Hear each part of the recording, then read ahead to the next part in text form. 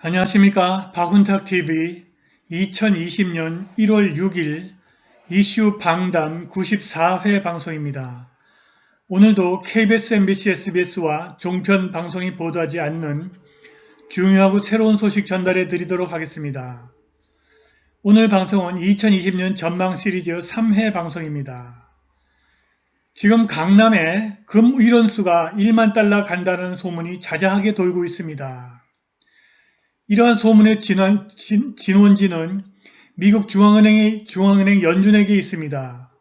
미국 중앙은행 연준이 작년 연말부터 달러화를 찍어서 연방 부채를 갚고 있습니다. 이 금일원수가 1만 달러 간다는 소문은 바로 여기에서 나오는 것입니다. 미국 중앙은행 연준의 규정집에 보면은 재무성이 발행하는 채권이나 어음을 연준이 직접 매입을 하지 못하도록 막고 있습니다. 그런데 지금 연준이 재무성이 발행하는 어음을 간접적으로 매입하고 있습니다. 이것은 monetization of debt, 연준이 달러화를 찍어서 공공부채를 청산하고 있습니다. 그래서 금 가격이 치솟을 수밖에 없습니다. 저는 이것이 미국이 근본이자로 가기 위한 수순일지도 모른다는 생각이 들었습니다. 방송 시작하겠습니다. 구독 버튼, 알람벨 버튼, 좋아요 버튼 부탁드리겠습니다. 금 가격이 지난 6년 동안의 저항선을 뚫고 올라갔습니다. 2020년 전망을 해보겠습니다. 금 가격이 지난 6년 동안 이 저항선을 올라가려고 밀어내리고 올라가려고 밀어내리다가 지금 뚫고 올라갔습니다. 금 가격이 지난 6년 동안 저항선 역할을 하던 가격대를 돌파하고 올라간 것입니다.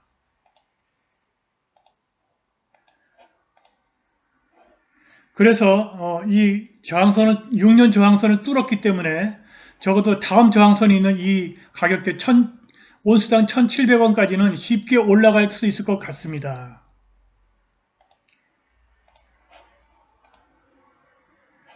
이 금 가격은 달러화가 금 가격 대비 폭락을 하고 있습니다.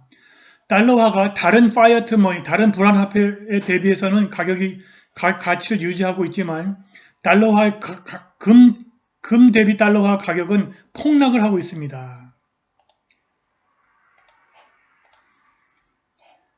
이 그래프는 금 선물의 주봉 차트입니다. 금 선물 주봉 차트 상승 추세선은 지금 뚫고 올라갈 전망입니다. 과연 이 선물 가격으로 볼 때 지난 고점 1937달러 선은 무난하게 돌파할 가능성이 있어 보입니다. 금 가격은 Faith in Central Banks, 중앙은행에 대한 신뢰와 반비례 관계가 있습니다. 중앙은행에 대한 신뢰가 강화되면 금 가격이 내려가고 중앙은행에 대한 신뢰가 무너지면 금 가격이 올라갑니다. 지난 2008-9년 글로벌 금융위기 때 센트럴뱅크에 대한 신뢰가 무너졌을 때부터 금 가격이 치솟았습니다. 그리고 이 치솟는 기간에 미국이 양적 완화를 해서 중앙은행의 신뢰가 무너졌습니다. 그런데 지금 중앙은행의 신뢰가 다시 무너지는 세 가지 요인이 발생했습니다. 그 중에 첫 번째가 연준이 대차 대조표를 증가하고 있다는 것입니다. 밑에 그래프는 연준의 대차 대조표고 위에는 S&P 500 지수입니다. 연준이 대차 대조표를 증가하면은 S&P 가격이 올라가고 연준이 대차 대조표를 줄이면은 S&P 가격이 떨어졌습니다. 다시 연준이 대차 대조표를 늘리니까 S&P 500 지수가 다시 올라가는 것입니다. 게다가 지금 연준이 마이너스 금리를 시사했습니다. 버냉키 hints at negative rates. 버냉키는 2008-9년 글로벌 금융위기 직후에 있었던 그 위기를 관리했던 미국의 중앙은행장 연준 의장인데 이 사람이 지금 미국이 마이너스 금리를 사용할 것이라고 암시를 했습니다. 그런데 지금 미국뿐만이 아니라 거의 모든 독일, 미국, 영국, 일본이 전부 다 마이너스 금리를 사용하고 있습니다. 이것은 연준과 글로벌 중앙은행에 대한 신뢰를 무너뜨리는 것입니다. 그런데 이것보다 더 심각한 문제가 있습니다. 미국의 연준이 달러화를 마구 찍어서 연방부채를 청산하고 있습니다. 연준의 규정집은 비재무성이 발행한 채권의 직접 매입을 금지하고 있습니다.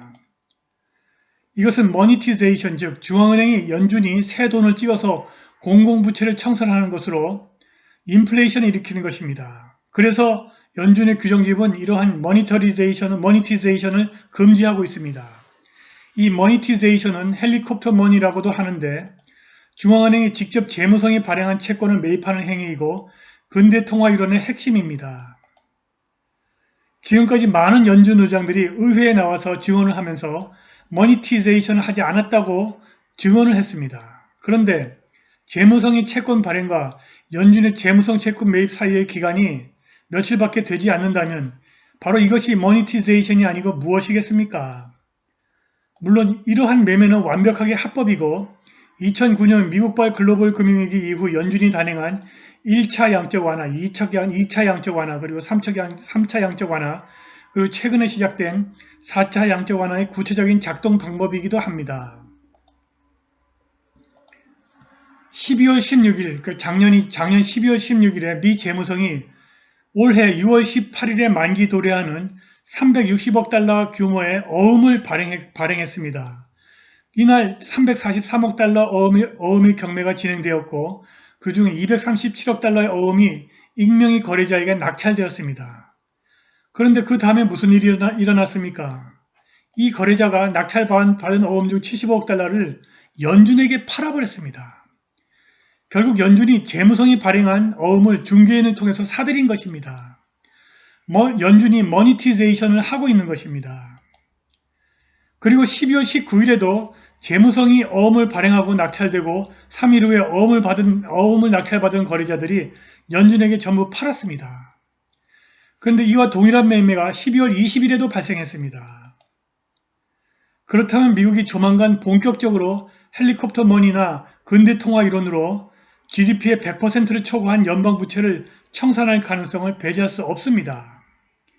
이미 미국의 중앙은행 연준이 달러화를 찍어서 연방부채를 청산하고 있는 것입니다. 모니티제이션 오브 데트를 하고 있는 것입니다. 아마도 다음번 의회 청문회에서 누군가가 연준 의장 제롬 파월에게 이렇게 질문을 던질 것입니다. 왜 연준이 미국 부채를 청산하는가? 그리고 왜 그렇게 하지 않은 척 하는가? 왜 거래자들에게 재무성 어음을 단 3일만 보유하고 연준에게 팔게 했는가? 왜 그들에게 엄청난 보상을 했는가? 파월 의장이 어떠한 대답을 할지는 아무도 모릅니다. 그러나 미국이 근본이자를 다시 도입하기 위해서 연방부채를 청산하는 것인지도 모르겠습니다. 근본이자에 대해서 관심 있으신 분들은 트럼프 미국을 다시 위대하게 불환화폐에서 근본이자를 회귀 이슈 방담 83회 방송 시청하시기 바랍니다. 그리고 글로벌 통화체제 초기화 불가피 미국 근본이자 준비 중 이슈 방담 71회 방송 시청하시기 바랍니다. 그리고 2020년 리세션 극복하려면 근본이자로 신뢰 회복해야 이슈 진단 66회 방송 시청하시기 바랍니다. 그리고 트럼프 미국을 다시 위대하게 만들려고 근본이자 도입할까? 주디 쉘턴 이슈 진단 33회 방송도 시청하시기 바랍니다. 오늘 방송은 여기까지입니다. 감사합니다.